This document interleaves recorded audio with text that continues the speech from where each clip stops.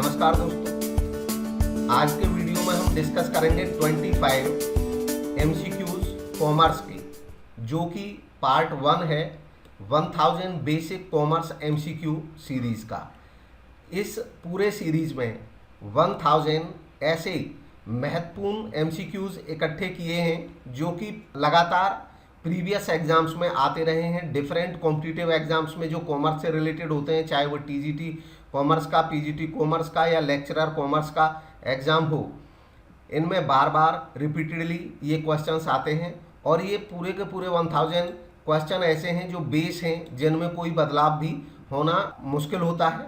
ये basic fundamental questions हैं और आने वाले एग्जाम्स में भी ये क्वेश्चंस लगातार आते रहेंगे। आज के जो 25 क्वेश्चंस हैं ये अकाउंटिंग के इंट्रोडक्टरी क्वेश्चंस हैं। ये महत्वपूर्ण होगा, चाहे आप GIC की तैयारी कर रहे हैं, चाहे GDC की तैयारी कर रहे हैं, PGT की कहीं और की तैयारी कर रहे हैं, इवन UGC नेट में भी ये सीरीज काफ़ी महत्वपूर्ण होगी। स्टार्ट करते हैं आज का पहला क्वेश्चन।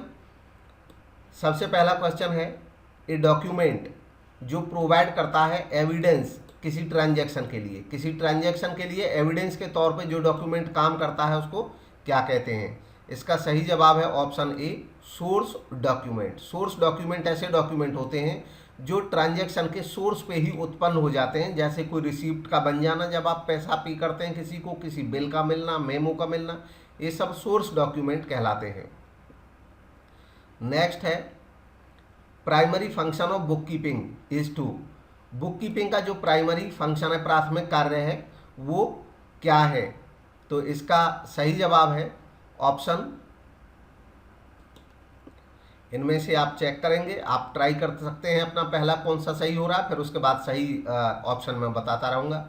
इसका सही जवाब है option C, recording of financial data. जो प्राथमिक कार्य होता है बुक कीपिंग का, वो यही होता है कि जो हमारे पास अवेलेबल फाइनेंशियल डेटा है उसको रिकॉर्ड करना बुक्स में। नेक्स्ट क्वेश्चन है, which one of the following is revenue expenditure. इनमें से कौन सा रेवेन्यू एक्सपेंडिचर है, आपको उसकी पहचान करनी है। आयगत व्यय कौन सा है? तो गिवन ऑप्शंस हैं, इनमें से कौन सा आयगत व्यय है उसकी आप पहचान करें। सही जवाब है option C, removal of stock to a new site. नई साइट पे स्टॉक को हटा करके ले जाना, यह एक आयगत खर्चा है। आयगत खर्चे उन खर्चों को कहते हैं जो डे टू डे के बिजनेस को चलाने के लिए आवश्यक होते हैं और जिनसे ना तो कोई नई फिक्स्ड एसेट क्रिएट होती है, ना ही कोई पुरानी फिक्स्ड एसेट इनसे समाप्त होती है। इनको हम आयगत खर्चों की श्रेणी में रखते हैं। नेक्स्ट क्वेश्चन है, क्वेश्चन नंबर 4। इसमें पूछा गया है कि ऐसे ट्रांजैक्शन जो रिकॉर्ड किए जाते हैं डुअल एस्पेक्ट कॉन्सेप्ट के बेस पे, उनको क्या कहते हैं? ट्रांजैक्शन जब रिकॉर्ड किए जाते हैं डुअल एस्पेक्ट कॉन्सेप्ट पे, तो सिस्टम को क्या कहते हैं, यह है इसमें बताना है आपको। और इसका सही जवाब है option B, double entry system. दोहरा लेखा प्रणाली इसको कहा जाता है। आज की डेट में ज़्यादातर जो अकाउंटिंग होती है वो डबल एंट्री सिस्टम पे ही बेस्ड है। नेक्स्ट है क्वेश्चन नंबर 5। इनमें से किसको फादर ऑफ अकाउंटिंग समझा जाता है? लेखांकन का जनक किसको माना जाता है? तो इसका सही जवाब है ऑप्शन सी, ल्यूकास पैसियोली। ये इटली के निवासी थे, इनको लेखांकन का जनक कहा जाता है। डबल एंट्री सिस्टम का जनक भी इन्हीं को कहा जाता है। नेक्स्ट है क्वेश्चन नंबर 6। इसमें पूछा गया है, principles of double entry system प्रोपाउंड किए गए थे फर्स्ट टाइम किसके द्वारा? सबसे पहले डबल एंट्री सिस्टम के जो प्रिंसिपल्स थे वो किसने बनाए थे, यह बताना है। तो इसका भी जो सही जवाब है वो ऑप्शन बी ही है, ल्यूकास पैसियोली। इसीलिए इनको डबल एंट्री सिस्टम का जनक भी कहा जाता है। नेक्स्ट क्वेश्चन है 7th। विच ऑप्शन, इनमें से कौन सा ऑप्शन शो करता है करेक्ट सीक्वेंस अकाउंटिंग के प्रोसेस का? अकाउंटिंग एक प्रोसेस है जिसमें कई स्टेप्स लिए जाते हैं और उसका सही सीक्वेंस आपको बताना है। ये गिवन ऑप्शंस हैं, ए से लेकर बी तक के, इनमें कौन सा सही है उसकी आपको पहचान करनी है। इसका सही जवाब है ऑप्शन बी, सबसे पहले रिकॉर्डिंग की जाती है। रिकॉर्डिंग करते हैं जो प्राइमरी बुक्स होती हैं उनमें, जर्नल या सब्सिडरी बुक्स में क्लासीफाइंग का काम करते हैं लेजर में ले जाते हैं अलग अलग, समराइजिंग का काम करते हैं ट्रायल बैलेंस में, और ट्रायल बैलेंस के बाद P&L अकाउंट बनाना, बैलेंस शीट बनाना, ये सब समराइजिंग की तरह ही होता है। फिर इसके बाद इंटरप्रेटिंग करना, जब हमारा बैलेंस शीट और P&L बन जाते हैं तो उनमें से प्रॉफिट एंड लॉस अकाउंट निकालना और उसके ऊपर टिप्पणी करना, रेशियो एनालिसिस करना, कैश फ्लो एनालिसिस करना, फंड फ्लो एनालिसिस करना, ये सब इंटरप्रेटिंग में आ जाता है, एनालिसिस एंड इंटरप्रेटिंग। तो ये इसका सही सीक्वेंस है, ऑप्शन बी। नेक्स्ट देखेंगे क्वेश्चन नंबर 8। इसमें पूछा गया है अकाउंटिंग प्रोसेस में शामिल नहीं है क्या, क्या शामिल नहीं है। तो ये ऑप्शंस हैं आपके पास 4, इनमें से अकाउंटिंग की प्रोसेस में क्या शामिल नहीं है उसको बताना है। अकाउंटिंग की प्रोसेस के जो स्टेप्स हैं 3 उस स्टेप का हिस्सा है, एक नहीं है, जो नहीं है उसकी आपको पहचान करनी है। तो इसका सही जवाब है ऑप्शन सी, सिंप्लीफाइंग इसका स्टेप नहीं है, बाकी तीनों इसके स्टेप हैं, रिकॉर्डिंग, क्लासीफाइंग, समराइजिंग। नेक्स्ट देखेंगे अगला क्वेश्चन है क्वेश्चन नंबर 9 और इसमें पूछा गया है कि विच ऑफ द फॉलोइंग, इनमें से कौन सा कैरेक्टरिस्टिक नहीं है। यहाँ पे नोट कहा गया है, कैरेक्टरिस्टिक नहीं है अकाउंटिंग इन्फॉर्मेशन की, जो लेखांकन सूचना होती है उसकी विशेषता कौन सी नहीं है, इसकी आपको पहचान करनी है इनमें से। तो इसका सही जवाब है ऑप्शन सी, प्रोफिशिएंसी। बाकी अकाउंटिंग इन्फॉर्मेशन की ये विशेषता है, अंडरस्टैंडेबिलिटी होनी चाहिए, उसमें रेलिवेंट इन्फॉर्मेशन होनी चाहिए और रिलायबल होनी चाहिए। नेक्स्ट क्वेश्चन है क्वेश्चन नंबर 10।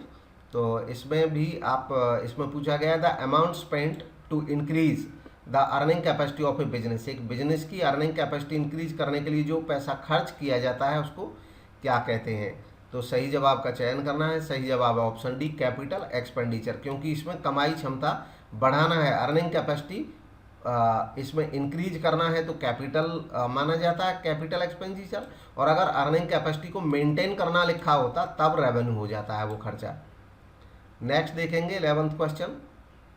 इसमें पूछा गया है इनमें से कौन सा स्टेटमेंट ट्रू नहीं है, जो सच नहीं है, सत्य नहीं है, उसकी पहचान आपको करनी है। और सही जवाब है इनमें से option A, job of book keeping is analytical in nature. पुस्तपालन का काम एनालिटिकल नेचर का होता है, तो ये सत्य नहीं है। एनालिटिकल नेचर का अकाउंटिंग का काम होता है और पुस्तपालन का जो काम होता है वो क्लरिकल नेचर का होता है, आपको रिकॉर्डिंग उसमें खाली करना होता है। बाकी जो स्टेटमेंट है इसमें सही है, तो ये ऑप्शन ए इसका सही जवाब हो जाएगा। नेक्स्ट देखेंगे क्वेश्चन नंबर 12। क्वेश्चन नंबर 12 में पूछा गया है the main objective of book keeping is to. Book keeping का महत्वपूर्ण जो मुख्य उद्देश्य है वो क्या है। तो गिवन ऑप्शंस में जो सही जवाब है वो है ऑप्शन ये ABCD। आप सारे ऑप्शंस पहले देख लें और फिर उसको देखें कौन सा इसका सही जवाब हो सकता है। डी तक ऑप्शन चेक किए और इसके बाद अब पता लगाएं। तो ऑप्शन इसमें जो बी है वो सही है, keep correct and complete record of business transaction, ये इसका मुख्य उद्देश्य होता है। नेक्स्ट क्वेश्चन देखेंगे 13वां क्वेश्चन है इसका, owing of the business are called. व्यवसाय की जो ओइंग होती हैं, देयताएं होती हैं, उनको क्या कहा जाता है। तो इसका सही जवाब है ऑप्शन ए, लायबिलिटीज, देनदारियां इसका सही जवाब है। नेक्स्ट देखेंगे question number 14th question number में पूछा गया है आपसे कि डैश आर द ऑब्लिगेशंस और डेट्स।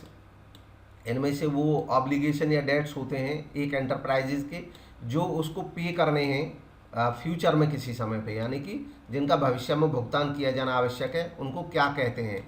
तो गिवन ऑप्शन में सही जवाब है इसका ऑप्शन सी, लायबिलिटीज, दायित्व इसको कहा जाता है। नेक्स्ट है क्वेश्चन नंबर 15। क्वेश्चन नंबर 15 में पूछा गया है विच वन, इनमें से कौन सा नहीं है objective of book keeping. Book keeping का ऑब्जेक्टिव कौन सा नहीं है उसकी पहचान करनी है।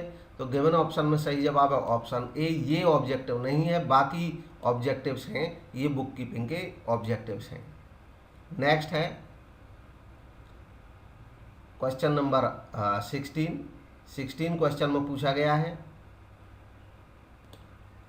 इनमें से कौन सा स्टेटमेंट ट्रू है, जो सच है उसकी आपको पहचान करनी है। ऑप्शन ABCD सारे ऑप्शंस देख करके। तो गिवन ऑप्शन में जो सही जवाब है वो है ऑप्शन डी, बी और सी दोनों स्टेटमेंट सही हैं। बुक कीपिंग और अकाउंटिंग एक दूसरे के पूरक होते हैं, कॉम्प्लीमेंट्री होते हैं। और दूसरा, अकाउंटिंग स्टार्ट होता है जब बुक कीपिंग समाप्त हो जाता है। तो ये दोनों ही स्टेटमेंट सही हैं, इसलिए ऑप्शन डी इसका करेक्ट है। ये एक दूसरे के सिनोनिम नहीं है, ये स्टेटमेंट इनकरेक्ट है। नेक्स्ट देखेंगे क्वेश्चन नंबर 17। 17th क्वेश्चन में पूछा गया है आपसे कि respective 3 stages of accounting cycle. अब अकाउंटिंग साइकिल का मतलब ये अकाउंटिंग प्रोसेस से ही होता है, उसके जो 3 सक्सेसिव स्टेजेज हैं उनकी आपको पहचान करनी है, कौन कौन सी इसकी सक्सेसिव स्टेज बनती हैं। तो गिवन ऑप्शंस में जो सही जवाब है उसको पहचानना है, वह है ऑप्शन सी।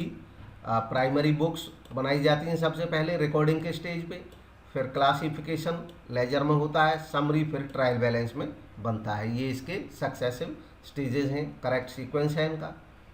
नेक्स्ट देखेंगे ऑप्शन ये क्वेश्चन नंबर 18 क्वेश्चन नंबर में आपसे पूछा गया है, एक ट्रेडर एक व्यापारी ट्रांसफर करता है 20% अपने प्रॉफिट का जनरल रिजर्व में, सामान्य संचय में, on the basis of which concept. ये अकाउंटिंग के कौन से कॉन्सेप्ट के बेस पे ऐसा करता है, उस कॉन्सेप्ट की आपको पहचान करनी है। तो सही जवाब है इसमें option A, concept of conservatism. Conservatism को कॉन्सेप्ट ऑफ प्रूडेंस भी कहा जाता है, रूढ़िवादिता की अवधारणा। इसके बारे में और एक सेंटेंस बोला जाता है इंग्लिश में जिसको कहते हैं कि प्लेइंग सेफ, सेफ प्ले करना। तो क्योंकि इसमें फ्यूचर के लिए वो रिजर्व बना रहे हैं अपने लाभों में से, तो एक तरह से ये सेफ प्ले कर रहे हैं, पहले से ही बचा के रख रहे हैं फ्यूचर के लिए पैसा। तो कॉन्सेप्ट ऑफ कंजर्वेटिज्म इसका सही जवाब हो जाएगा। नेक्स्ट क्वेश्चन है, गैप एक्रोनिम है किसका, गैप किसका संक्षिप्त रूप है, उसके बारे में बताना है। तो गिवन ऑप्शन में जो सही जवाब है उसकी पहचान करना है। सही जवाब है option E, generally accepted accounting principle, सामान्य स्वीकृत लेखांकन सिद्धांत। नेक्स्ट क्वेश्चन है 20th, इसमें पूछा गया है एक ऐसा कॉन्सेप्ट कि बिजनेस एंटरप्राइज लिक्विडेट नहीं होगा, समाप्त नहीं होगा, ना ही बेचा जाएगा निकट भविष्य में, इसको क्या कहा जाता है। तो गिवन ऑप्शन में जो सही जवाब है उसकी पहचान करनी है। इसका सही जवाब है ऑप्शन सी, गोइंग कंसर्न, इसको कहते हैं चालू व्यवसाय की अवधारणा। नेक्स्ट क्वेश्चन है, accounting for taxes on income is dealt with in, accounting for taxes on income deal किया जाता है कौन से अकाउंटिंग स्टैंडर्ड के द्वारा, उसकी पहचान करनी है। तो गिवन ऑप्शन में जो सही जवाब है वो है ऑप्शन ए, अकाउंटिंग स्टैंडर्ड 22 के तहत। नेक्स्ट क्वेश्चन है क्वेश्चन नंबर 22, इसमें पूछा गया है विच वन, कौन सा फॉलोइंग में से एक ट्रांजैक्शन नहीं है एज पर अकाउंटिंग प्रिंसिपल। अब अकाउंटिंग के सिद्धांतों के अनुसार इनमें से कौन सा एक ट्रांजैक्शन नहीं है, जो ट्रांजैक्शन नहीं है अकाउंटिंग के हिसाब से उसको पहचानना है आपको। तो गिवन ऑप्शंस में से चारों ट्रांजैक्शंस को पढ़ने के बाद ऑप्शन डी इसका सही जवाब है। मिस्टर एक्स ने ऑर्डर दिया डिसूजा इन कंपनी को 10,000 रुपये का। तो ऑर्डर देना कोई ट्रांजैक्शन नहीं है। देखिए ट्रांजैक्शन कहा जाता है उसको जब एसेट या लायबिलिटी में कोई बदलाव आ जाए किसी संस्था के में, तो वो ट्रांजैक्शन के दायरे में आती है। इससे किसी एसेट या लायबिलिटी में कोई बदलाव नहीं आ रहा है, केवल ऑर्डर मिला है। नेक्स्ट क्वेश्चन है क्वेश्चन नंबर 23, इसमें से पहचान करना है कौन सा सही है। तो पूछा गया क्वेश्चन में the subject matter of ES20 का सब्जेक्ट मैटर क्या है, उसकी पहचान करनी है। सही जवाब है इसमें से ऑप्शन ए, अर्निंग पर शेयर, ये ES20 के दायरे में आता है अकाउंटिंग में। नेक्स्ट है क्वेश्चन नंबर 24, इसमें पूछा गया है अकाउंटिंग स्टैंडर्ड 14 रिलेटेड है किससे, ES14 किससे रिलेटेड है, उसको पहचानना है। और इसका सही जवाब है ऑप्शन ए, एमलगमेशन से रिलेटेड है। दो संस्थाओं का जब एमलगमेशन होता है कुछ कंपनियों का, तो उसका जो अकाउंटिंग ट्रीटमेंट होता है वो ES14 के तहत किया जाता है। नेक्स्ट है क्वेश्चन 25 और आज का लास्ट क्वेश्चन है ये, provision for bad debt is made as per the, provision bad debt के लिए किया जाता है किसके अनुसार, कौन से कॉन्सेप्ट के अनुसार। तो गिवन ऑप्शन में सही जवाब है ऑप्शन बी, कंजर्वेटिज्म कॉन्सेप्ट, रूढ़िवादिता की अवधारणा के अनुसार हम प्रोविजन बनाते हैं बैड डेट के लिए। चाहे रिजर्व बनाएं चाहे बैड डेट बनाएं, ये दोनों ही इसलिए बनाए जाते हैं ताकि हम सेफ रहें, फ्यूचर में पहले ही प्रॉफिट बचा के रख लिए जाएं। इसको प्रूडेंस कॉन्सेप्ट या कंजर्वेटिज्म कॉन्सेप्ट कहा जाता है। तो ये थे आज के 25 क्वेश्चंस, और ये 1000 क्वेश्चंस की जो सीरीज है उसका पहला पार्ट है। ऐसे ही हर पार्ट में आपको 25 क्वेश्चंस दिखेंगे, और इन 1000 क्वेश्चंस में आपके टोटल टॉपिक्स जो कॉमर्स से रिलेटेड हैं वो सारे के सारे कवर्स कर दिए जाएंगे। आप जब ये पूरे 1000 क्वेश्चन कर चुके होंगे तो ज़्यादातर कॉमर्स का सिलेबस आपके कवर में भी आ जाएगा और इनकी प्रैक्टिस भी हो जाएगी। Thank you for watching. इसके अलावा आप अन्य कोई सुझाव देना चाहें तो कमेंट के माध्यम से दे सकते हैं, ताकि आने वाले वीडियोज़ में मैं उनको शामिल कर सकूं। Thank you for watching.